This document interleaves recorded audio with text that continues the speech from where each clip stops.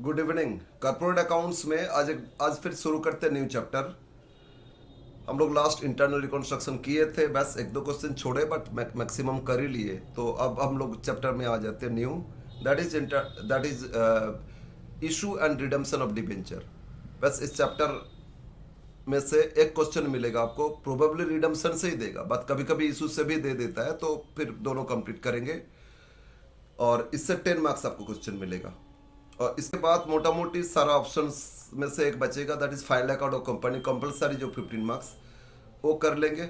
वो करने के बाद एक दो ऑप्शन में और जाएंगे, मेनली उसमें करेंगे आपका अंडर राइटिंग ऑफ शेयर्स, वो आप करेंगे, वो फर्स्ट सेक्शन में आएगा, इशू ऑफ शेयर उस सब में। और फिर देखते गुडविल होगा तो ठीक है, गुडविल करेंगे, नहीं तो बाई बैक करेंगे, बाई बैक कर लेंगे, बेटर होगा। यस, तो आज का क्लास में हम लोग सीखते हैं इशू ऑफ डिबेंचर। ठीक है, इशू एंड रिडम्पशन दोनों, बट बिना इशू ना रिडम्पशन में प्रॉब्लम हो सकता है, इसलिए इशू को पहले कर लेंगे, फिर रिडम्पशन ऑफ डिबेंचर। यस, तो शुरू करते हैं आज का क्लास।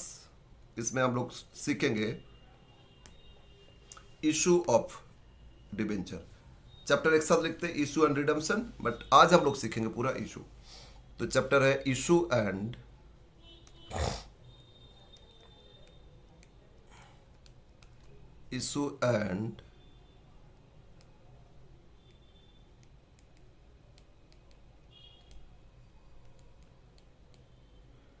redemption of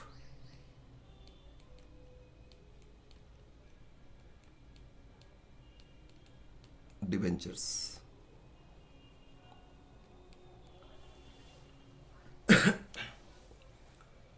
तो फर्स्टली डिबेंचर क्या होता है? डिबेंचर होता है एक certificate, loan certificate which are issued by company for getting loan. Loan लेने के लिए आपसे कुछ अमाउंट ऑफ लोन लिए, उस उतना अमाउंट का एक सर्टिफिकेट आपको दे दिए, ठीक है।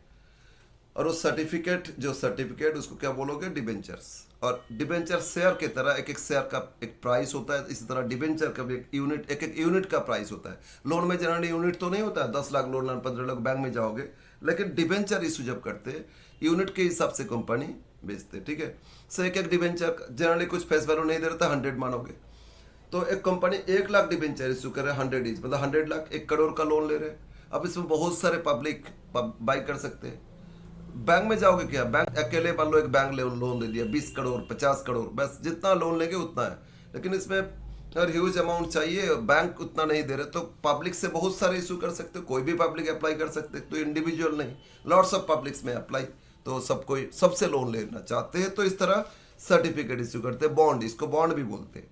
कंपनी जब इशू करते तो डिबेंचर बोलते हैं, और वही जब गवर्नमेंट इशू करते तो बॉन्ड बोलते हैं। गवर्नमेंट को भी लोन लेना होता है तो बॉन्ड इशू करते, राइट।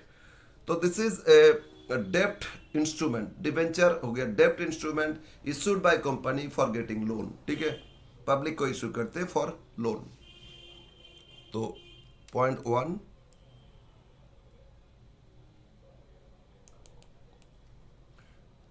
डेप्ट मतलब लोन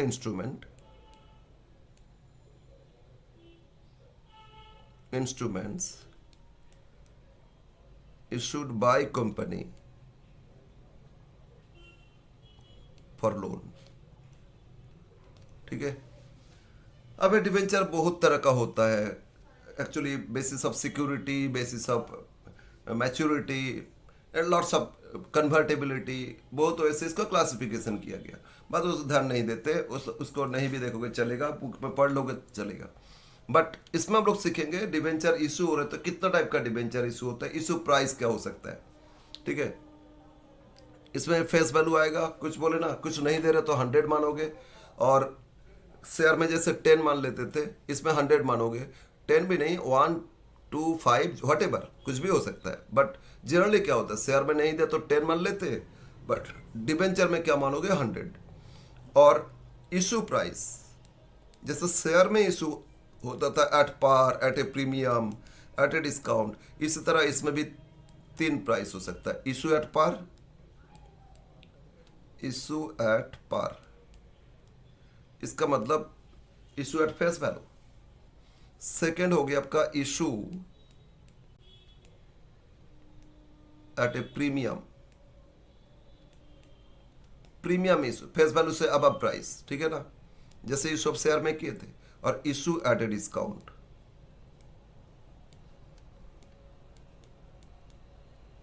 हाँ, डिबेंचर इशू कर सकते डिस्काउंट में, शेयर में कुछ था ना, पब्लिक इशू में डिस्काउंट नहीं हो सकता, कुछ स्पेसिफिक इशू में डिस्काउंट हो सकता है शेयर में, बट इसमें डिस्काउंट में इशू कर सकते, पब्लिक को भी कर सकते।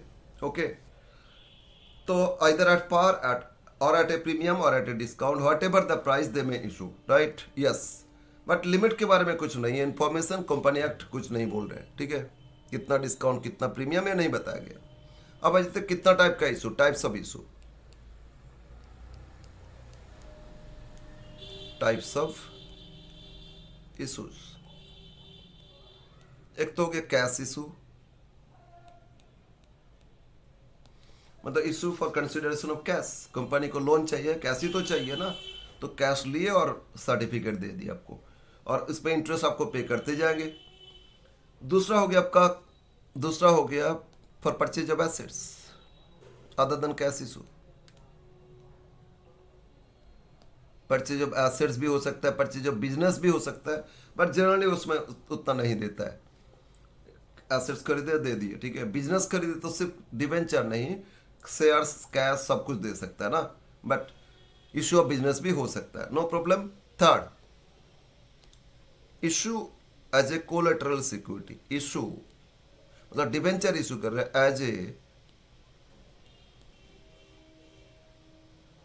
Collateral security. Sir collateral securities क्या होता है? एक्चुअली कंपनी क्यों, आप इंडिविजुअली मान लो आपको लोन चाहिए, लोन लेने जाओगे तो बैंक आपसे एक चीज डिमांड करेगा, सिक्योरिटी, मतलब कुछ सिक्योरिटी रखो, जमा रखो, फिर लोन लो, सिक्योर लोन हो जाता है ना। और अनसिक्योर लोन भी देता है, उसमें क्या होता है ना, आपका इनकम फाइल, टैक्स फाइल, ये सब देखता है। अब सैलरीड एम्प्लॉय तो आपको इजीली मिल जाएगा, अब अदर्स है तो आपको प्रॉब्लम है, बिजनेस है तो रजिस्टर्ड बिजनेस है तो बिजनेस का टैक्स फाइल देखता है, उसके हिसाब से आपको लोन प्रोवाइड कर सकते हैं, वो अनसिक्योर्ड हो सकता है। बट जनरली उन लोगों ने लोन देता है तो इस सिक्योरिटी जमा रख के लोन लेते हैं, हमको चाहिए लोन, हम बैंक में गए तो मेरा कुछ इन्वेस्टमेंट का पेपर दिए और लोन ले लिए, या बिल्डिंग का अपना ओनरशिप है बिल्डिंग, तो जो डॉक्यूमेंट्स है, स्टाम्प पेपर है, वो जमा रख के लोन ले लिए, या ज्वेलरीज है, एसेट्स है ना, तो उसको जमा रख के लोन ले लिए, या आपका मान लो जमीन है उसका पेपर जमा रख के, तो सिक्योरिटी रखते ना। तो फिर इसमें कोलेटरल कितना, सिक्योरिटी बोल देते। एक्चुअली कोलेटरल होने का रीजन कुछ और है, इसमें एसेट्स जमा रखते हैं लोन लेने के लिए ना, ये तो होता है, लेकिन इसमें कंपनी अपना डिबेंचर, अपना ही डिबेंचर जो अनइश्यूड था, कंपनी के पास है डिबेंचर, लोन सर्टिफिकेट इशू करके लोन लेते। कंपनी ये डिबेंचर इशू नहीं कर रहे, कंपनी बैंक में गए, बोले हमको लोन दीजिए, बैंक बोला हमको सिक्योरिटी जमा कीजिए, कंपनी बोला ठीक है, मेरा अपना ही जो डिबेंचर सर्टिफिकेट है हम इशू किए नहीं, वो आपको दे सकते, कंपनी बोला ठीक है दे दीजिए। तो ये जो देखो डिबेंचर भी लोन होता है, लोन सर्टिफिकेट होता है ना, तो लोन दे के लोन ले रहे, लोन का सर्टिफिकेट जमा रख के, एक्चुअली सिक्योरिटी वो इंस्ट्रूमेंट्स है ना, तो वो सिक्योरिटी जमा रख के लोन ले रहे हैं, हम अभी तक इशू नहीं किया, अलग बात है। तो ये अगर डिबेंचर, ये भी तो लाइबिलिटी होता है ना, लोन होता है, और लोन ले रहे हैं वो भी तो लोन है, तो लाइबिलिटी रख के ही लाइबिलिटी ले रहे हैं ना, तो इसीलिए इसको बोलते हैं कोलेटरल। ओके, एनीवे, तो इशू इसमें तीन तरह का हो गया, कैश इशू, सेकंड हो गया purchase of assets, third issue as a collateral security. और इसमें जो कोलेटरल सिक्योरिटी इशू, इसमें लोन लिए जो मैंने कंपनी लोन लिए ना, उस पर इंटरेस्ट पे करेगा, उसके अगेंस्ट में जो सिक्योरिटी जमा रखे ना, उसके अगेंस्ट में कोई, वो तो सिक्योरिटी जमा रखे भाई, उस पर लोन थोड़ी देंगे, इंटरेस्ट थोड़ी देंगे, तो लोन पे इंटरेस्ट, सिक्योरिटी जो जमा रखे सर्टिफिकेट डिबेंचर, उस पर इंटरेस्ट नहीं दिया जाएगा, लेकिन इसका एंट्री भी नहीं होना चाहिए, but as a security issue किए, और कंपनी को फुल डिस्क्लोजर प्रिंसिपल फॉलो करना होता है, सब कुछ डिस्क्लोज करो, इसलिए उन लोगों ने डिस्क्लोजर के लिए एक एंट्री पास करते, ठीक है ना। यस, तो हम लोग आ जाते हैं एंट्री क्या पास करोगे now, entries for issue point 4।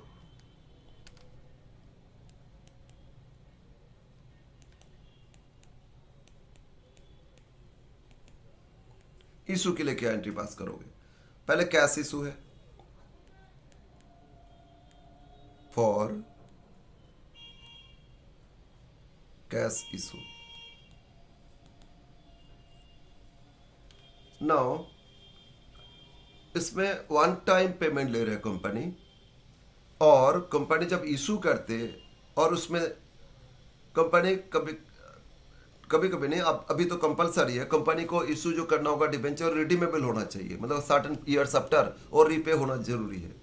तो कंपनी रिडीमेबल शेयर इशू कर रहे, डिबेंचर इशू कर रहे हैं, तो इसमें रिडम्पशन क्या प्राइस में होगा, है ना, जैसे इशू प्राइस है ना, रिडम्पशन भी होगा, रिडम्पशन मतलब repayment.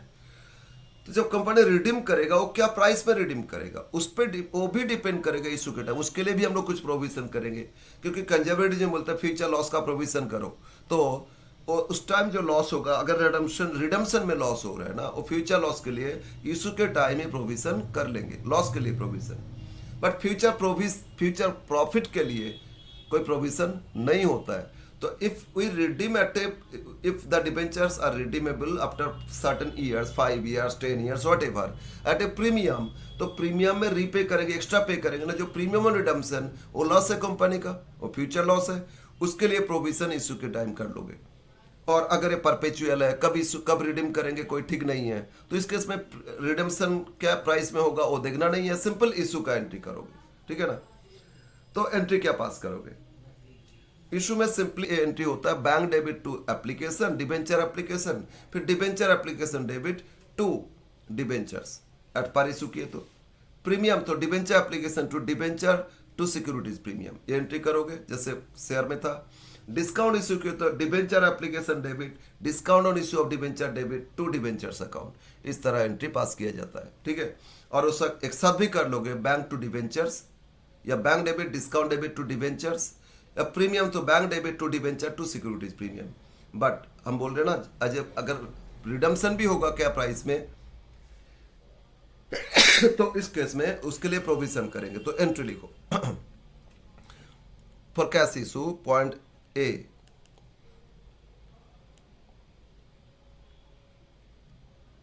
Debentures are redeemable after certain period, ठीक है। हम लोग अभी इशू का एंट्री कर रहे हैं, लेकिन रिडम्पशन होगा फ्यूचर में, वो कैसे होगा उसके लिए भी देखोगे। तो एंट्री क्या पास करोगे, हम एक साथ एंट्री कर रहे हैं, इसमें अलॉटमेंट डेट कुछ अलग नहीं, मान लो लोन लिए बस डिबेंचर दे दिए, तो एंट्री करोगे बैंक डेबिट,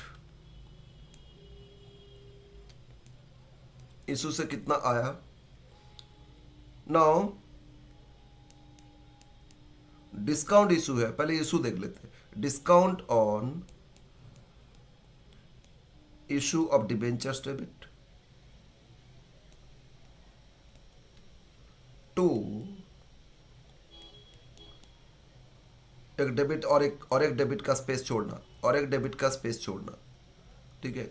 क्या होगा देखेंगे, टू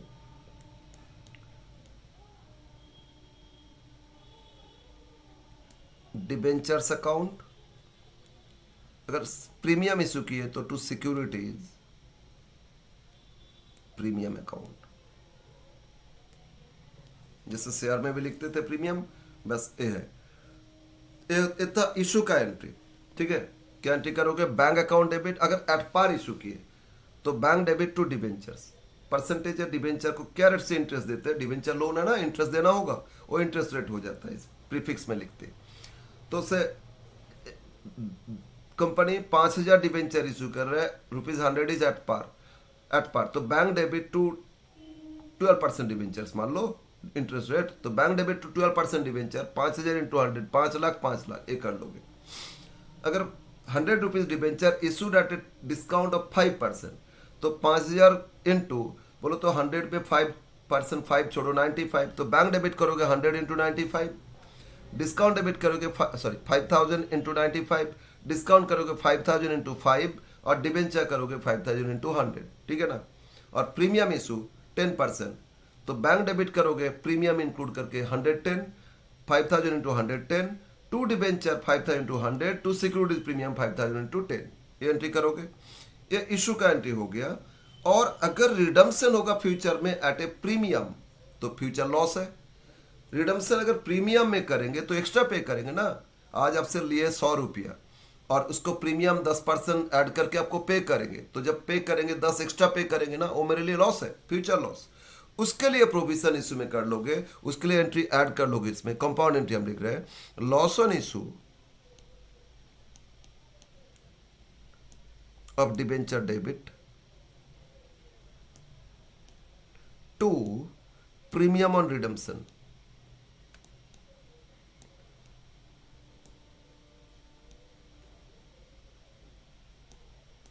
क्या एंट्री करोगे, loss on issue of debenture debit to premium on redemption add हो जाएगा। तो ये जो loss on issue to premium on redemption, इसको एक बार हम कलर चेंज कर लेते, अलग से लिखते। ये लॉस ऑन इश्यू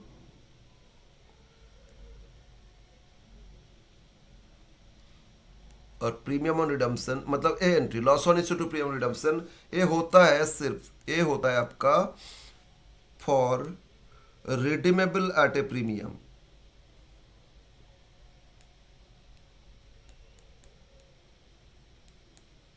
अगर प्रीमियम रिडम्पशन करोगे तो इसके लिए एंट्री ऐड हो जाएगा, ठीक है। जितना प्रीमियम ऑन रिडम्पशन और लॉस ऑन इश्यू बोल के दिखा दोगे, टू प्रीमियम रिडम्पशन क्रेडिट करोगे, राइट। और अगर रिडीमेबल नहीं है तो ए एंट्री को छोड़ दोगे, bank debit discount debit to debenture, या बैंक डेबिट टू डिबेंचर, या bank debit to debenture to securities premium, right.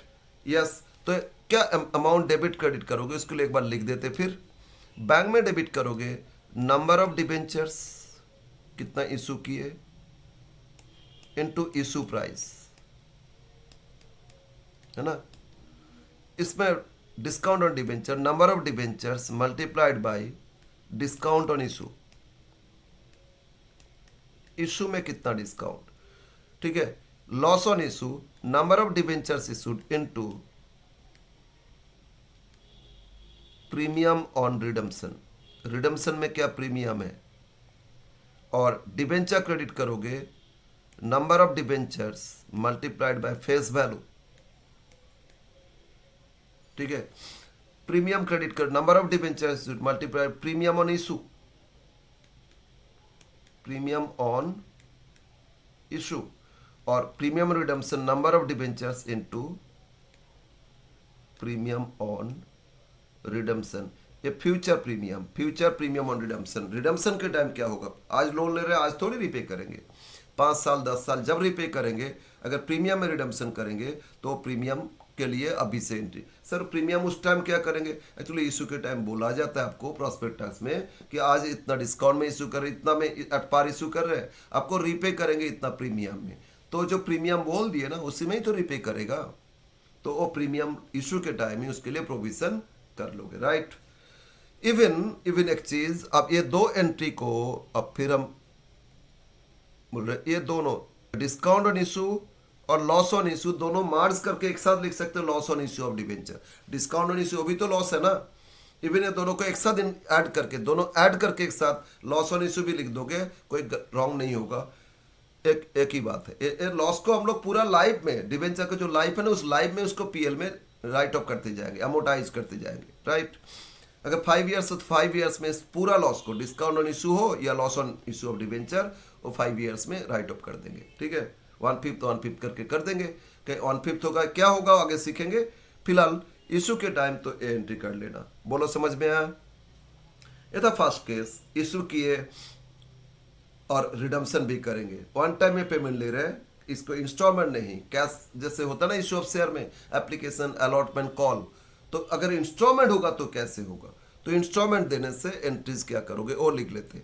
ये था ए कैश इशू का, ये रिडीमेबल है। B if debentures issued on instalment basis, issue price if payable by holders on installments, मतलब application allotment call etcetera. तो इस case में अब सेम एंट्री जैसे पास किए थे शेयर में वही पास करोगे, same as issue of shares. Except इसमें फॉरफीचर एंड रीइशू।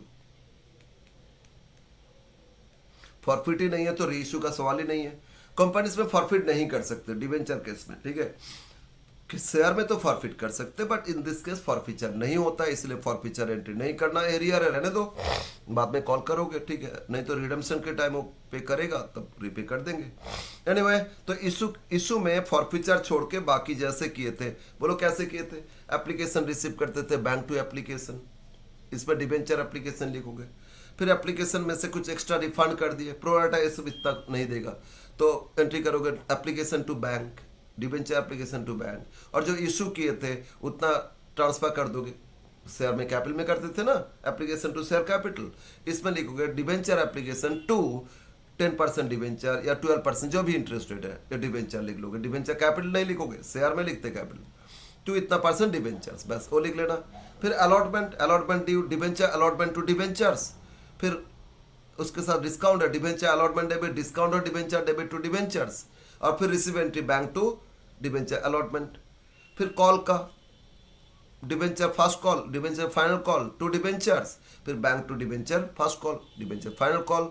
एरियर तो बैंक डेबिट कॉल से arrear debit to debenture first call final call, ये लिख लोगे, बट एरियर तक रखोगे और फॉरफिट इसमें नहीं होगा। तो एकदम सिमिलर एंट्री है, फॉरफीचर इशू छोड़ के वो एज इट इज कर लेना। अब आ जाते हैं issue for purchase of assets, ठीक है। ये था कैश इशू का part. Second, for purchase of assets,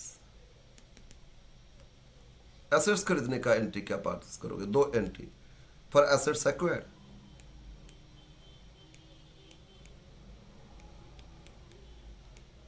पहले एसेट्स खरीदे एंट्री करोगे, है ना। तो एसेट्स डेबिट टू वेंडर, मतलब सेलर का नाम लिख दो, जितना कॉस्ट है एसेट्स का। अब एसेट्स जितना का खरीदे, प्लांट खरीदे, मशीनरी खरीदे, या बिल्डिंग खरीदे, या फैक्ट्री प्रेमिसेस खरीदे, है ना, जमीन खरीदे, तो एंट्री कर लोगे। फिर उनको डिबेंचर दे रहे हो तो एंट्री करोगे फॉर डिबेंचर इशूड।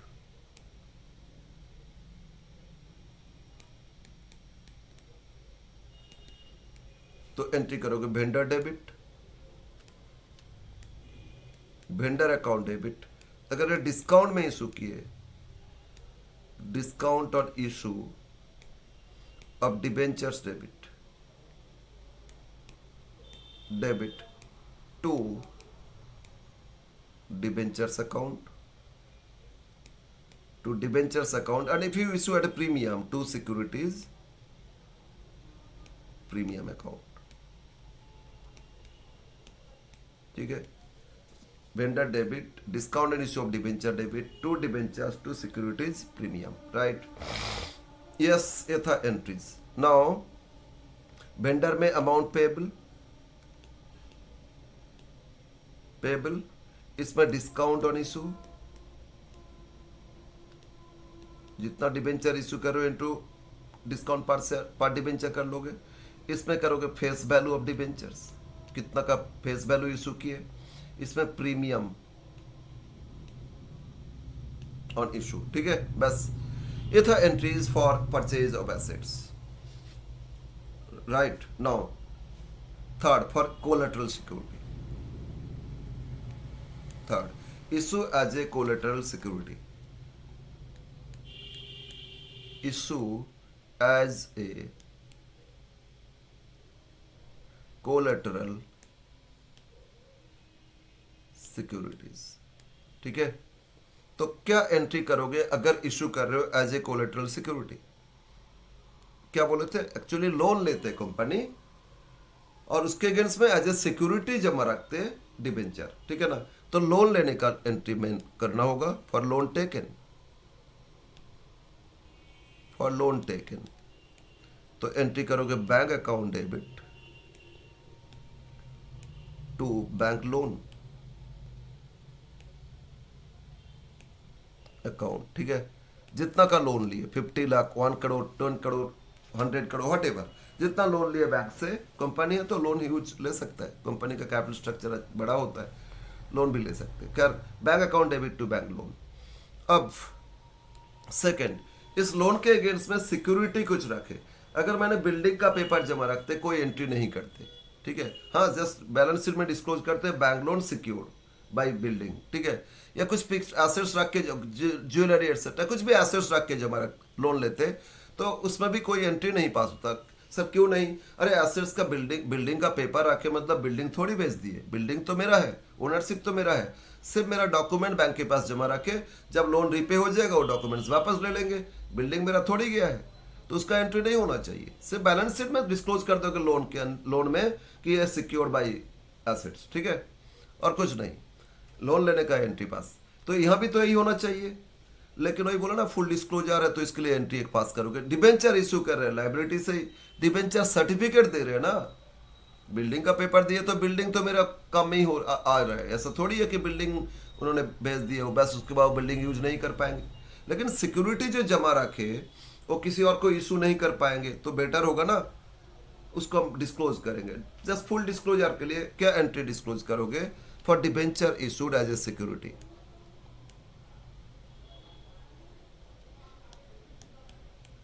एंट्री नहीं भी पास करके सिर्फ बैलेंस शीट में डिस्क्लोज कर देना बैंक लोन में issued by secured by debenture issued, इतना डिबेंचर इशूड इतना, वो लिख सकते हो, बट एंट्री पास कर लेना। और एंट्री पास करोगे तो भी बैलेंस शीट में अल्टीमेटली कैंसिल होके आएगा नहीं, सिर्फ मेंशन करना होगा, डिस्क्लोज करना होगा। क्या एंट्री पास करोगे? डिबेंचर सस्पेंस,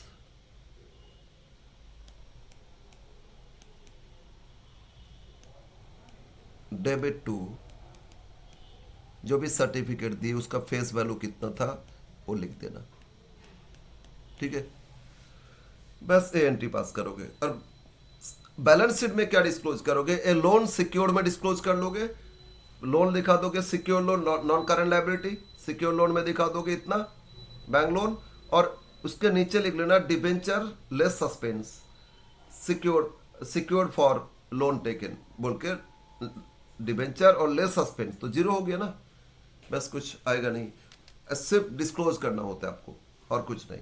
तो ये था आपका debenture issued as a collateral security. बाद में जब लोन रीपे करने का टाइम आएगा, लोन, हाँ, इंटरेस्ट तो पे करते जाएंगे, इंटरेस्ट किस पे? ये बैंक लोन पे करेंगे, ये इंटरेस्ट नहीं पे करेंगे, ठीक है ना, हर साल पे करते जाएंगे।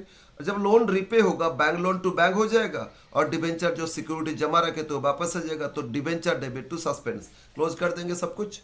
बाई चांस लोन रीपे नहीं कर पाए तो बैंक क्या करेगा? ये सिक्योरिटी बेच के वो अपना पैसा मार्केट में बेच के पैसा रिकवर कर लेंगे। तो जब मार्केट में बेच देंगे तो मेरा लायबिलिटी हो जाएगा। तो हम ऐसे करेंगे, लोन डेबिट टू, जब सिक्योरिटी बैंक बेच देंगे, हम, मेरा लोन रीपे नहीं है तभी ना, लेकिन लोन को क्लोज कर देंगे और सस्पेंस को हटा देंगे, तब वो एक्चुअल डिबेंचर मेरा लायबिलिटी तब अराइज होगा, ओके, वो डिबेंचर लायबिलिटी शो करेंगे, अदरवाइज तब तक ये सिक्योरिटी रहेगा, राइट। बस ये था एंट्रीज इशू के टाइम। नाउ इशू के बाद, जस्ट आफ्टर इशू क्या क्या एंट्रीज होता है, उससे पहले ये तीनों से ना एक एक एग्जाम्पल लेते तो वो क्लियर हो जाएगा। इसके बाद हम लोग after issue, post issue transaction कुछ रिकॉर्ड करेंगे, ठीक है। तो एग्जाम्पल एक लेते, हम मैथ से नहीं ले रहे, हम अपने से एग्जाम्पल यहाँ दे रहे। Example 1, pass entries in the books of X Limited for the following issue of debentures. Okay. 1,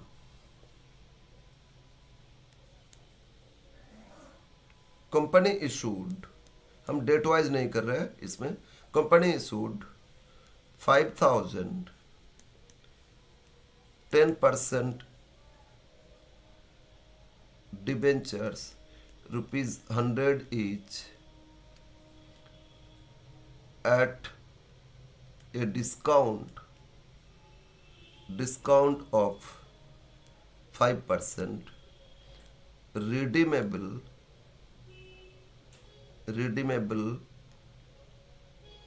after 5 years at 10% premium, मतलब रिडीमेबल 5 साल बाद रिडम्पशन होगा, ठीक है ना। Second case, issued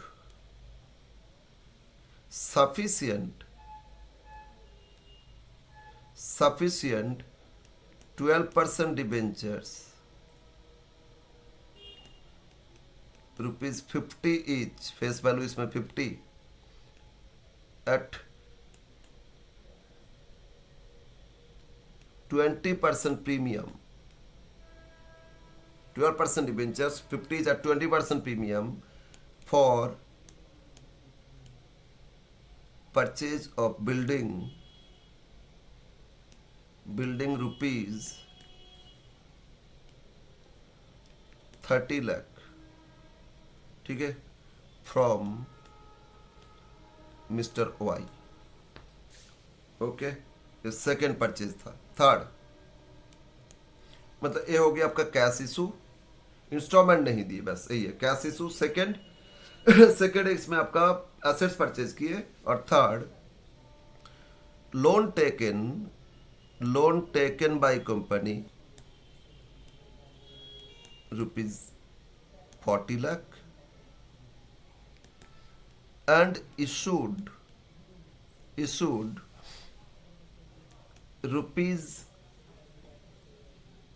₹50 lakh 8% debentures as a security, बस ये दे दिए। एक्चुअली फेस वैल्यू पहले रुपीज दे रहे ना, फेस वैल्यू, और नंबर देता तो नंबर ऑफ डिबेंचर, इस रुपीज दिया ना तो इतना अमाउंट का face value debenture as a security जमा रखी, कंपनी अपना ही सिक्योरिटी जमा रखे, ये मान लो, ठीक है। यस, ये है क्वेश्चंस। और इंटरेस्ट ऑन लोन टेकन इतना, interest on loan payable at the rate of 9% per annum. बस अभी तो इंटरेस्ट का सवाल नहीं है, इंटरेस्ट तो बाद में पे करेंगे, अभी फिलहाल इशू का एंट्री कर रहे हैं ना। बस ये 3 एंट्रीज पूछा, 3 अलग अलग इशू के लिए, ठीक है। तो pass entry in the books of X limited. Okay, अब पास करते। तो in the books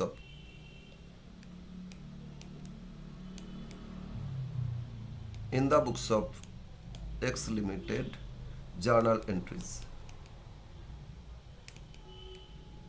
first one, बोलो क्या किए। कंपनी पब्लिक इशू लेके आए, 5,000 डिबेंचर इशू किए, फेस वैल्यू 100 इच, और ये 10% इंटरेस्ट आगे पे होगा डिबेंचर पे। कब पे होगा कुछ बताया नहीं, ईयरली, हाफ ईयरली, कुछ नहीं दिया है। फिलहाल इशू का एंट्री का, लेकिन ये डिबेंचर डिस्काउंट में इशू किए थे 5%, है ना। बट रिडम्पशन होगा आफ्टर 5 ईयर्स 10% प्रीमियम में।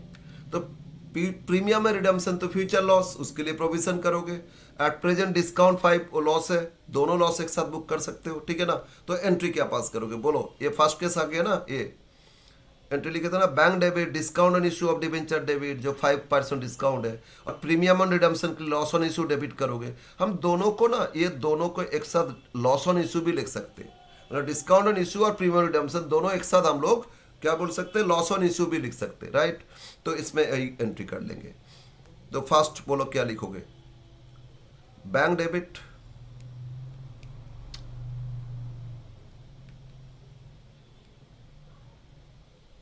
Bank account debit, discount on issue भी है और प्रीमियम ऑन रिडम्पशन भी है, तो लॉस ऑन इशू भी है। दोनों को एक साथ आप लिख लो ना, लॉस ऑन इशू, कोई प्रॉब्लम नहीं है।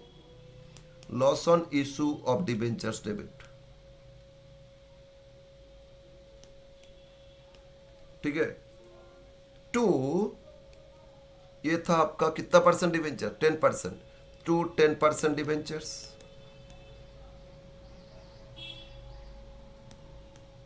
और 2 प्रीमियम ऑन रिडम्पशन, प्रीमियम में रिडम्पशन हो रहा है ना, premium on redemption of debentures account, right. अब इसमें बोलो कितना इशू किए थे, 5,000 डिबेंचर। इशू प्राइस क्या, 5% डिस्काउंट, तो 100 में 5 छोड़ो 95 हो जाएगा।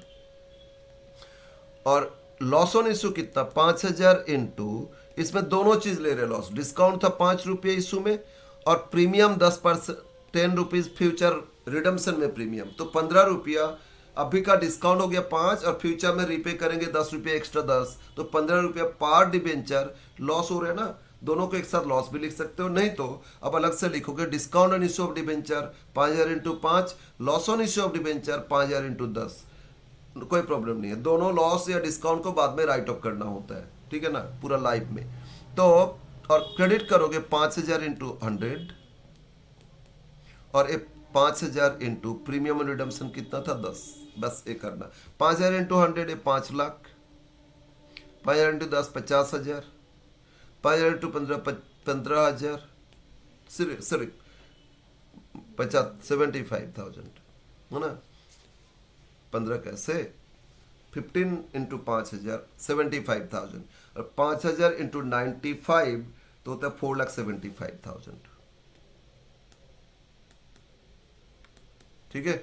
बस ये था entry for issue of debenture at a discount but redeemable at a premium. अभी तो रिडम्शन नहीं है, लेकिन फ्यूचर में जो रिडम्शन लॉस उसके लिए प्रोविजन कर लोगे, उसके लिए एक ऐड कर लोगे। क्या ऐड करोगे बोले थे ना, ये ऐड कर लोगे लॉस ऑन इशू डेबिट और प्रीमियम रिडम्शन क्रेडिट, और 10 रुपया का loss on issue to premium redemption ये ऐड हो गया, ठीक है। और जो डिस्काउंट उसको डिस्काउंट लिखो या लॉस लिखो एक साथ मार्च करके, कोई प्रॉब्लम नहीं है। तो ये था entry for first issue, right. ये ए का ए पार्ट का हो गया, समझ में आया। नरेशन लिखोगे तो being 5,000 12% debentures rupees 100 is issued at a discount of 5 and redeemable at a premium of 10. Okay, transfer as per resolution number dated, ठीक है, लिख लेना। अब सेकंड केस, सेकंड बोल रहे हैं इन लोगों ने खरीदे बिल्डिंग, कितना का 30 लाख का बिल्डिंग खरीदे वाई से, और उसके बदले में सफिशियंट डिवेंचर इशू किए, अच्छा ये 10% डिवेंचर लिख लेना, उसमें डिवेंचर इशू किए 12% डिवेंचर 50 ईच, लेकिन 20% प्रीमियम में। तो एंट्री करते पहले बिल्डिंग खरीदे उसका एंट्री करो। बी के लिए first building debit to Y account, building account debit to Y account, Y से खरीदे ना, कितना का बिल्डिंग खरीदे 30 लाख, 30 लाख ये लिख दो। बिल्डिंग परचेज फ्रॉम वाई, ठीक है। सेकंड अब उनको डिवेंचर इशू करोगे तो वाई अकाउंट डेबिट, इनको कितना पे करना है 30 लाख। अब डिवेंचर इशू कर रहे तो कैसे, प्रीमियम में है ना, at a premium 20% to 12% debentures account, और प्रीमियम इशू तो टू सिक्योरिटीज प्रीमियम अकाउंट या इशू का प्रीमियम देखोगे। और हाँ क्या बोला है, रिडम्शन कब किया जाएगा ये डिवेंचर को नहीं बोला, तो रिडीमेबल कैसे हो रहे हो नहीं पता, तो loss on issue to premium redemption नहीं देखना, ठीक है ना। डिस्काउंट में रिडम्शन कोई लॉस ही नहीं है, उल्टा प्रॉफिट है, उसके लिए प्रोविजन नहीं करना, ठीक है ना। एट पार लॉस नहीं है तो उसके लिए loss on issue to premium redemption नहीं लिखना, सिर्फ प्रीमियम में रिडम्शन है तो ऐड कर लेना। अभी तो प्रीमियम का कुछ सवाल ही नहीं है इसमें, तो इशू का प्रीमियम ना, यस। बट कितना इशू किए थे वो बताया नहीं, कैलकुलेशन करोगे, बोलो कितना पे करना है 30 लाख। एक एक डिबेंचर क्या प्राइस में इशू कर रहे हैं 50 था, 20% मतलब 10 रुपया प्रीमियम, बोलो क्या बोला था, issued at a premium 20%, face value 50 का 20% करो या 20% ऑफ 50 मतलब 10 रुपया, तो इशू प्राइस क्या 60 रुपया। तो एक एक डिबेंचर बेच रहे हैं, क्या प्राइस में बेच रहे हैं 60 रुपया करके, तो 60 से डिवाइड करो तो कितना बेचना होगा 30 लाख पे करने के लिए, तो 30 lakh divide by 30 lakh divide by कितना 60, तो होता है 50,000, 50,000 डिबेंचर्स, ठीक है ना। 50,000 इंटू 50 25 लाख, और 50,000 इंटू 10 प्रीमियम है ना, 50 इंटू 10 कितना 5 लाख। तो ये जो टोटल 30 लाख का एसेट्स खरीदे थे उसके अगेंस्ट में कंपनी 25 लाख का डिवेंचर इशू किए और 5 लाख का प्रीमियम था उसमें, हो गया आपका। Being 50,000 debentures ₹50 each issued at a premium कितना ₹10 as per board resolution number dated. बस ये था एंट्री फॉर सेकंड बी, है ना। बी था आपका issue as a collat sorry issue for purchase of building. Third one loan taken and issued debenture as a security. पहले loan लेने का एंट्री करोगे, थर्ड केस सिचुएशन सी।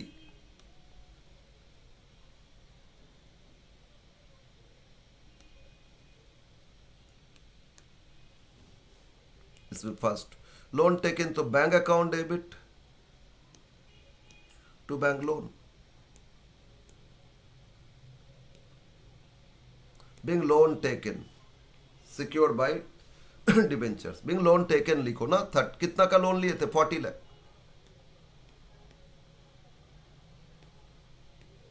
40 लाख। इसमें इंटरेस्ट बोला था 9%, वो देखना नहीं है, अब 9% बैंक लोन लिख लो ना, कोई क्या रहने दो ना, बैंक नरेशन में मेंशन कर दो being 9% bank loan taken. Second, अब उनको कुछ डिबेंचर इशू किए एज ए सिक्योरिटी, तो एंट्री लिखो debenture suspense, debenture suspense account debit to they are issued. इसमें देखो एक बार कितना, यस हाँ, इसमें 9% sorry interest on loan 8% debentures था, टू 8% डिबेंचर कितना का 50 लाख का दिए। सिक्योरिटी थोड़ा ज़्यादा जमा रखना पड़ता है। अब मान लो आप ज्वेलरी जमा करोगे, 1 लाख का ज्वेलरी जमा करोगे, 1 लाख लोन नहीं देगा, उसमें से कुछ सर्टन अप टू लिमिट आपको दे सकता है, ठीक है। 80% तक अलाउ करते हैं, मार्जिनल लिमिट तक अलाउ करते हैं, ठीक है। तो debenture suspense to it was कितना परसेंट डिबेंचर था, 8%, 8% डिबेंचर्स अकाउंट। कितना का सिक्योरिटी जमा रखे डिबेंचर 50 लाख, क्योंकि इसको बाद में जब कंपनी नहीं पे कर पाएंगे, मार्केट में जो प्राइस है उसी प्राइस में बैंक बेचेंगे ना, मार्केट प्राइस कम हो सकता है, बेसी हो सकता है, जो भी होगा उस टाइम उसके हिसाब से वो सेल का एंट्री होगा। खैर 8% डिबेंचर हाउ मच 50 लाख, बस ये था entries. Bank debenture issued as a security against bank loan, ठीक है, बस ये हो गया आपका एंट्रीज। यस, तो इसमें तीनों एंट्री सीख लिए, cash issue, other than cash issue मतलब आपका एसेट्स, और एज ए सिक्योरिटी जब इशू करते फॉर लोन टेकन, राइट। अब हम लोग सीखेंगे कि just issue after post issue क्या क्या ट्रांजैक्शन आएगा। नाउ नेक्स्ट लिखो आप पोस्ट इशू ट्रांजैक्शन। अब आ जाते, लिखो इसमें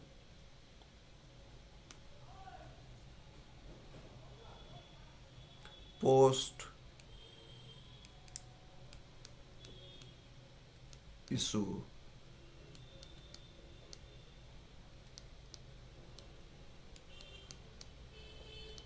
ट्रांजैक्शंस। आफ्टर इशू क्या क्या ट्रांजैक्शन और कंपनी को रिकॉर्ड करना होगा। एक, each and every instalment of interest date, loan repayment तो होता है और रिडम्पशन में आ जाएगा, जब डिबेंचर रिपे करेंगे रिडम्पशन में आ जाएगा, बट हर टर्म में जो इंटरेस्ट पे हो रहा है तो interest payment on interest date, ठीक है। एक हो गया ऑन ईच इंटरेस्ट डेट। अच्छा, इसमें सेबी गाइडलाइन कुछ है, ये जो डिबेंचर इशू किए सिक्योर होना चाहिए, और उसके लिए कंपनी को कुछ डिबेंचर रिडम्पशन फंड भी क्रिएट करना होगा बिफोर रिडम्पशन। फर्स्ट रिडम्पशन से पहले कुछ fund debenture redemption reserve fund में ट्रांसफर करना होगा to protect the interest of debenture holders. But उसमें बहुत मतलब पहले स्ट्रिक्टनेस ज़्यादा थे, बहुत ज़्यादा फंड में रखना होता था, अब उतना नहीं है। कंपनी एक्ट बोलता है वो रिडम्पशन के टाइम देखा जाएगा, इसमें नहीं, ठीक है, तो इग्नोर इट। तो बस हम लोग ये करेंगे ऑन ईच इंटरेस्ट डेट में आप एंट्री क्या पास करोगे, दो चीज, इंटरेस्ट ड्यू दिखा दो फॉर इंटरेस्ट अक्रूड, मतलब ड्यू फॉर इंटरेस्ट ड्यू मतलब पे करना है ना, ड्यू डेट आ गया तो इंटरेस्ट क्या एक्सपेंसेस है, तो interest on debenture debit,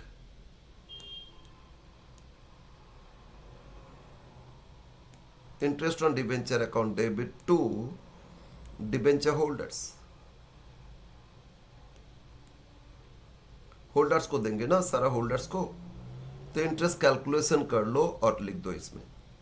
sir interest किस पे कैलकुलेशन करेंगे, नोट लिख लेते, इंटरेस्ट, ये note, interest is calculated, always calculation करोगे on nominal value. Sir nominal value का मतलब फेस वैल्यू कुछ नहीं है, nominal value of debentures outstanding, मतलब इशूड, जो इशू किए थे उसका नॉमिनल वैल्यू पे करोगे। नॉमिनल वैल्यू का मतलब होता है फेस वैल्यू, ठीक है ना। यानी कि प्रीमियम में इशू किए 100 का डिबेंचर 110 में इशू किए तो 110 होल्डर से लिए तो 110 पे इंटरेस्ट, नो, फेस वैल्यू 100 तो 100 पे ही होगा। 100 का डिबेंचर 90 में इशू किए, 10 रुपया डिस्काउंट, आपसे लिए 90, बट डिबेंचर इंटरेस्ट कैलकुलेशन किया जाएगा 100 पे, फेस वैल्यू पे, ठीक है ना। तो नॉमिनल वैल्यू पे कैलकुलेशन करोगे, इशूड डिबेंचर्स फ्रॉम ऑलवेज ये होगा last interest date. Interest date fix कर देता है इशू के टाइम कंपनी, नहीं तो आज आप मांगने जाओगे इंटरेस्ट 1 दिन का, कल कोई मांगने जाएगा इंटरेस्ट 2 दिन का, कोई 1 महीना बाद गया कि हमको 1 महीना का दीजिए, तो प्रॉब्लम है। तो कंपनी फिक्स कर देता है इशू के टाइम, प्रोस्पेक्टस में बोल देता है आपको हाफ ईयरली इस दिन को देंगे या ईयरली इस दिन को इंटरेस्ट पे करेंगे, वो इंटरेस्ट का ड्यू डेट उस दिन आपको इंटरेस्ट आप डिमांड कर सकते हो, ठीक है, बीच में कभी नहीं। तो इसीलिए इंटरेस्ट डेट में आप इंटरेस्ट पे हो रहे हैं, तो from last interest date to current interest rate,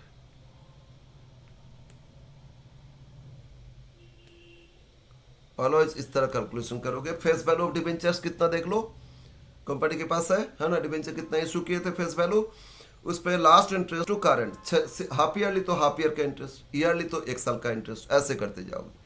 but इसमें ध्यान देना, only in case of initial first issue, अभी इशू लेके आए ना, रिसेंट इशू, जब फर्स्ट टाइम इशू आया और उसके बाद फर्स्ट इंटरेस्ट रेट आया, तो इस केस में अलॉटमेंट डेट, जिस दिन डिबेंचर अलॉट किए थे उस दिन से इंटरेस्ट रेट तक करोगे, फर्स्ट इंटरेस्ट रेट तक, ठीक है। Otherwise always last interest to current, last to current, इस तरह इंटरेस्ट कैलकुलेशन करोगे, only in case of first issue. In case of first issue, अभी जस्ट इशू लेके आए, मतलब first interest payment, interest is calculated from allotment date, allotment date मतलब जिस दिन डिबेंचर होल्डर्स को डिबेंचर अलॉट किए। हाँ, इसमें अगर बोला नहीं सर कुछ तो इशू डेट ही जो था वही डेट मान लोगे, allotment date to first interest date, इतना दिन का इंटरेस्ट, ठीक है। ये हो गया आपका इंटरेस्ट कैलकुलेशन। नेक्स्ट अब क्या करेंगे, इंटरेस्ट तो कैलकुलेशन अब पे करेंगे ना होल्डर्स को, तो second entry B for interest paid,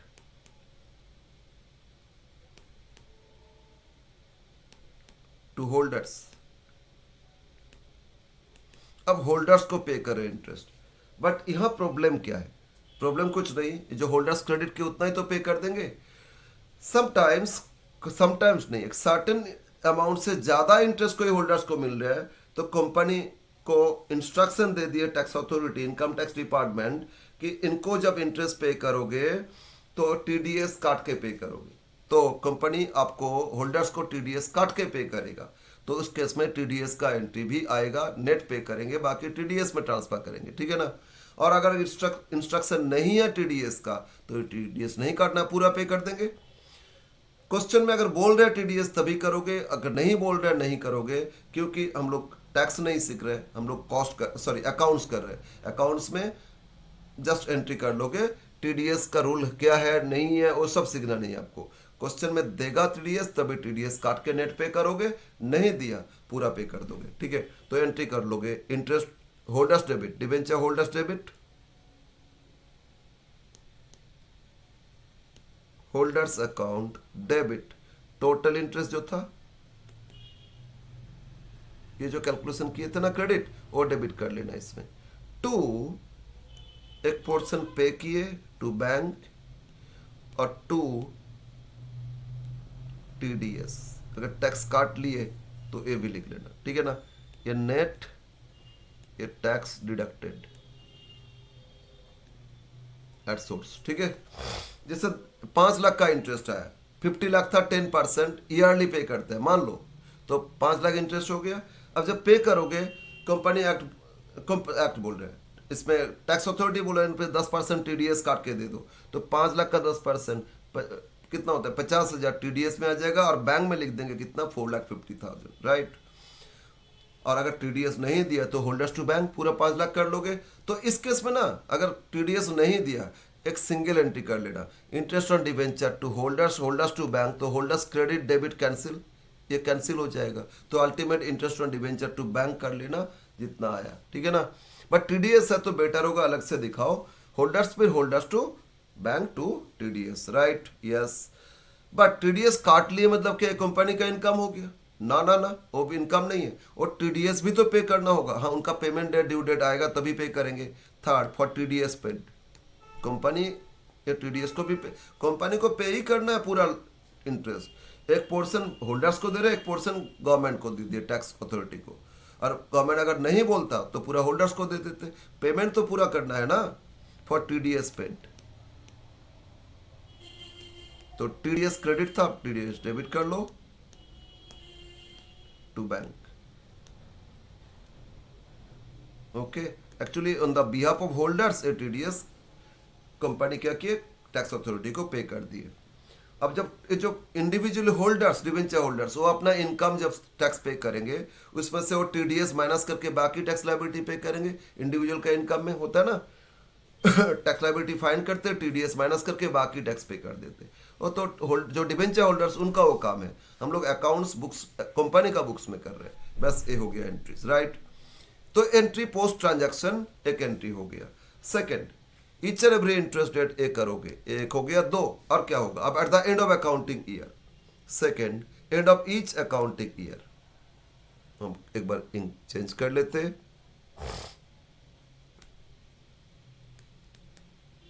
and of each accounting year, each and every accounting year and में क्या एंट्री करना है, तो एंट्री करोगे एक, for total interest for the year, for the year, जो टोटल इंटरेस्ट है ना, ट्रांसफर टू पीएल। इस साल जितना 2 बार, साल में 2 बार इंटरेस्ट पे किए, तो 2 बार जोड़ लो, टोटल कितना, हाफ ईयर का, तो हाफ ईयर 2 बार देख लोगे, पूरा ईयर का कितना, एक साल का एक ही बार पे किए, तो पूरा एक साल का इंटरेस्ट देख लो कितना पे किए, वो पीएल में ट्रांसफर कर देना। तो एंट्री करोगे पीएल डेबिट, फाइनल अकाउंट तो पीएल में आ जाएगा, profit loss debit to interest on debenture. ये जो इंटरेस्ट ऑन डिवेंचर डेबिट किए थे ना, देखो ये जो डेबिट किए इंटरेस्ट ऑन डिवेंचर, यहाँ मतलब हाफ ईयरली, साल में 2 बार पे किए, दोनों जोड़ लो और इसको ट्रांसफर कर दो पीएल में, ठीक है। सेकंड, इसमें एक चीज और आ सकता है, मान लो इंटरेस्ट डेट अलग है और ईयर एंड अलग है, तो इसमें अक्रूड कुछ आउटस्टैंडिंग आ सकता है। आउटस्टैंडिंग आएगा, अच्छा अगर आउटस्टैंडिंग है तो उससे पहले इंटरेस्ट ट्रांसफर करने से पहले आउटस्टैंडिंग दिखा दोगे, कर ले, अच्छा उसको पहले कर ही लेते, ये एंट्री ये बी कर लेते, इसको हम बी कर लेते, इसको ए करते, मतलब ये पहले आना चाहिए। For outstanding interest eight the and कुछ आउटस्टैंडिंग है, ठीक है। मान लो ईयर एंड मेरा मार्च है और दिसंबर में इंटरेस्ट ड्यू डेट था, तो लास्ट दिसंबर पे किए थे, इसके बाद नेक्स्ट फिर मान लो जून में पे करेंगे, तो दिसंबर के बाद जनवरी पे, मार्च में तो ईयर एंड हो रहा है, 3 मंथ्स का आउटस्टैंडिंग हो जाएगा ना। फॉर आउटस्टैंडिंग इंटरेस्ट, एडवांस होने का सवाल ही नहीं है, आउटस्टैंडिंग हो सकता है इसमें। For outstanding interest end of year, end of year में कुछ आउटस्टैंडिंग है, तो एंट्री करोगे interest on debenture, interest on debenture debit to outstanding interest on debenture, to outstanding interest on debenture, ठीक है। एंट्री क्या करोगे, interest on debenture account debit to outstanding interest on debenture account, ये कर लेना। इसके बाद ये जो इंटरेस्ट आउटस्टैंडिंग प्लस पहले कुछ पे किए सब ऐड करके टोटल इंटरेस्ट पीएल में ट्रांसफर कर देना, ओके, यस। तो पहले आउटस्टैंडिंग होगा तो ये दिखा देना, कितना मंथ्स का आउटस्टैंडिंग ये दिखा देना। इसके बाद क्या करोगे ना, टोटल इंटरेस्ट को पीएल में ट्रांसफर कर देना। ये हो गया एंड ऑफ ईयर एक एंट्री। Okay, now see. अब और क्या करेंगे, ये जो discount on issue of debenture, ये लॉस ऑन इश्यू, इसको राइट ऑफ करेंगे। फॉर डिस्काउंट और लॉस वो पूरा एक साल में राइट ऑफ नहीं करेंगे, उसका लाइफ, डिबेंचर का लाइफ 5 ईयर, तो 5 ईयर्स में each and every year 1/5 4 years तो 1/4 करके each and every year write off करेंगे। तो फॉर डिस्काउंट फॉर डिस्काउंट और लॉस, डिस्काउंट और loss on issue written of,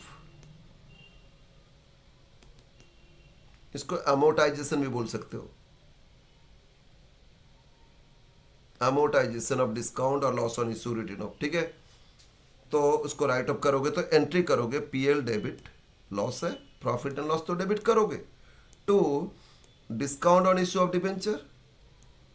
अगर डिस्काउंट अकाउंट लिखे तो discount on issue of debenture लिखोगे, और दोनों को एक साथ लॉस ऑन इशू लिख दिए तो to loss on issue of debenture लिखोगे, और अलग अलग करोगे तो दोनों ही करोगे, दोनों पार्ट पार्ट करके एक साथ टोटल पीएल में डेबिट कर दो, loss on issue of debentures account. ठीक है, और कितना राइट अप करोगे इसके लिए नोट, एक नोट है। ठीक है, कितना राइट अप करोगे पीएल में, डिस्काउंट पूरा लाइफ में राइट अप किया जाता है, तो लिख लो इसमें नोट, डिस्काउंट रिटन ऑफ या loss on issue written off, कितना आप राइट ऑफ करोगे at the end of each and every year. तो first case, if total debentures, मतलब 5 लाख इशू किए, 5 लाख 5 साल बाद या 4 साल बाद रिडम्पशन करेंगे, तो total debentures are redeemable, are redeemable at the end of nth year। ठीक है, at the end of nth year मतलब क्या हो रहा है, at a time nth year, मतलब एट ए टाइम आप रिडम्पशन करो, n इज 5 तो 5 ईयर्स में, n इज 4 तो 4th ईयर में, n इज 10 तो 10th ईयर में रिडम्पशन करोगे, तो लाइफ 10 ईयर्स हो गया, n 5 तो 5 ईयर्स हो गया ना। तो इसमें डिस्काउंट रिटर्न ऑफ कितना करोगे, रिटर्न ऑफ इक्वल टू हर साल कितना राइट ऑफ करोगे, रिटर्न ऑफ टोटल लॉस और डिस्काउंट, और डिस्काउंट जो भी था डिवाइड बाय n, है ना, लाइफ n ईयर्स तो n से डिवाइड करो, each and every year 5 years 5 से डिवाइड करो, each and every year PL में ट्रांसफर करोगे। बी, अब क्या हो रहा है अगर बोला डिवेंचर को ना टोटल 5 लाख डिवेंचर तो इशू किए, लेकिन कंपनी हर साल 1 लाख करके रीपे करते जा रहे हैं, हर साल फर्स्ट ईयर में 1 लाख रीपे कर देंगे, सेकेंड ईयर में 1 लाख, थर्ड ईयर में, तो इस तरह 5 ईयर्स में पूरा 5 लाख रीपे हो जाएगा। बट रिडम्पशन तो हो रहा है ना, फर्स्ट ईयर में 1 लाख रीपे हो गया, सेकेंड ईयर में फिर 1 लाख रीपे हो गया, तो एट ए टाइम नहीं करके each and every year part part redemption हो रहा है। तो if redeem on installments, if redeem on installment, if debentures are redeemable on installments, installments में रिडम्पशन करना है तो रिटर्न ऑफ इक्वल टू, मतलब write off each and every year कितना करोगे, राइट ऑफ या amortization equal to total discount, total loss और discount debit करो, divide by summation of D, क्या होता है डी बताएंगे, into D for each year, each and every year D कितना वो आप एक करोगे, टोटल लॉस और discount divide by summation of D into D for the year. Sir ये डी का मतलब क्या है, डी मतलब due ratio of debentures of each year. ठीक है, ओके, तो इसको एक एग्जाम्पल से इसको समझा देते हैं।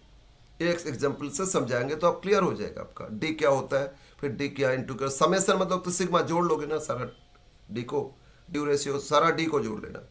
एग्जाम्पल इसमें लेते हैं, ए लिमिटेड इशूड 2000 5%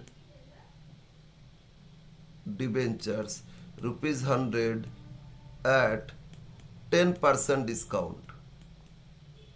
ठीक है, नाउ debentures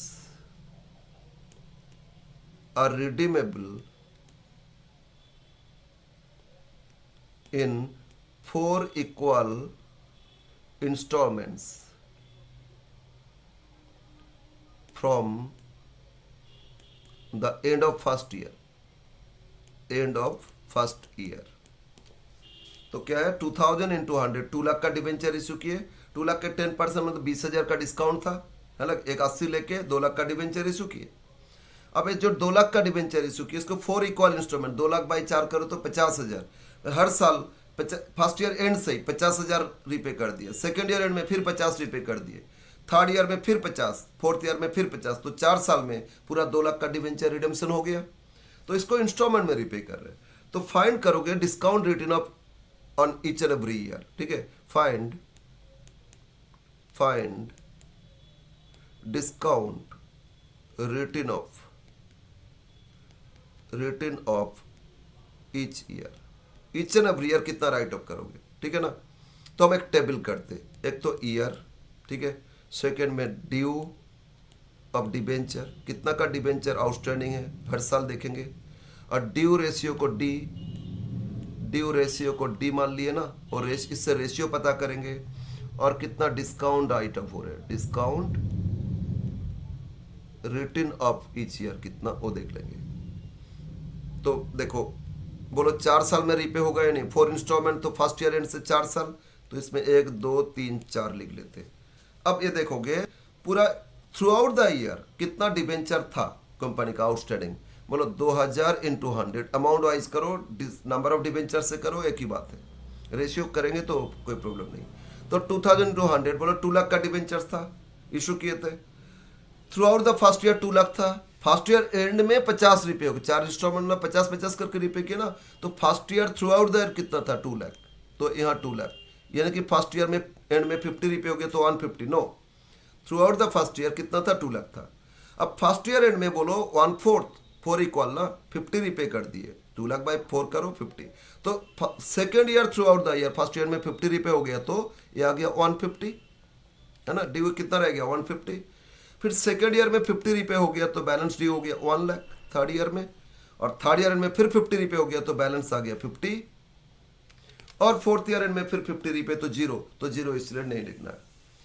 ड्यू रेशियो आ गया, फर्स्ट ईयर में टोटल डिबेंचर था इतना, सेकेंड ईयर कम होते गया 50, तो अब देखो रेशियो इस तरह कैंसिल करके देखे, 5 1 जा 5 2 जा 10, 4 0 तो सब में कैंसिल हो रहा है, 5 3 जा 15, 5 4 जा 20। अगर इक्वल इंस्टॉलमेंट में रिपे होता है 5 ईयर्स तो 5 4 3 2 1 इस तरह ड्यू रेशियो आ जाएगा, 3 साल तो 3 2 1 इस तरह ड्यू रेशियो, 4 साल तो 4 3 2 1 ही आ जाएगा। अगर डिफरेंट अमाउंट फर्स्ट ईयर में 50, सेकेंड ईयर में 1 लाख, थर्ड ईयर में 50, तो अलग अलग है ना, तो ड्यू रेशियो चेंज हो जाएगा, बट इस तरह ड्यू रेशियो से कर लोगे, ठीक है ना, कैलकुलेशन कर लोगे कितना ड्यू था। अब सबको जोड़ लो, ए समेशन ऑफ डी, 4 3 7 दोनों आए के 10, है ना। अब इधर देख लेते हैं टोटल डिस्काउंट कितना था, बोलो 2 लाख पे 10% डिस्काउंट, बोलो 2200 2 लाख पे 10% कितना होता है, टोटल 20,000 डिस्काउंट था ना। अब फॉर्मूला अप्लाई करो, ये ड्यू रेशियो की सबसे हर साल क्या दिए थे, total discount bye summation of D into D for the year, तो टोटल डिस्काउंट कितना 20,000, यह calculation bye summation of D कितना 10 इंटू डी फर्स्ट ईयर में कितना 4, टोटल डिस्काउंट था 20,000 bye summation of D 10, second year में क्या था 3, फिर 20,000 बाय 10 इंटू 2 और 20,000 बाय 10 इंटू 1, ठीक है। तो ये हो गया 2,000, ये हो जाएगा 4,000, ये हो जाएगा 6,000 और ये हो गया 8,000, ठीक है।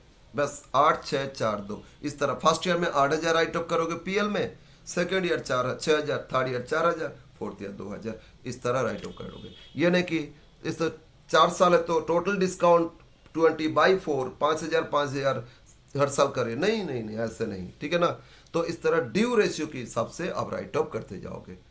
डिफरेंट इंस्टॉलमेंट है, फॉर इक्वल नहीं बोल के बोलोगे फर्स्ट ईयर में 1 लाख रिपे किए, सेकेंड ईयर में 50, थर्ड ईयर में 50, तो उसमें ड्यू रेशियो फाइंड कर लोगे 3 साल का, और उसी रेशियो से आप टोटल डिस्काउंट को ये रेशियो से डिस्ट्रीब्यूट करते जाओगे ईयर में, ठीक है ना।